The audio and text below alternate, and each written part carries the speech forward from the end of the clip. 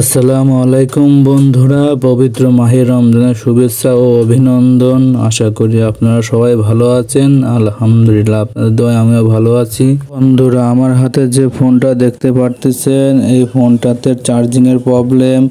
বর্তমানে স্মার্টফোনে কমন একটি সমস্যা, চার্জিং প্রবলেম। তো আমার পেজে অসংখ্য ভিডিও দেওয়া আছে চার্জিং পোর্ট চেঞ্জ করা নিয়ে। তো বন্ধুরা চাইলে দেখে আসতে পারেন। তো এই ফোনটাতেও চার্জিংয়ের প্রবলেম, চার্জিং পোর্ট চেঞ্জ করলে সমস্যার সমাধান হয়ে যাবে। তো দেখতেই থাকুন।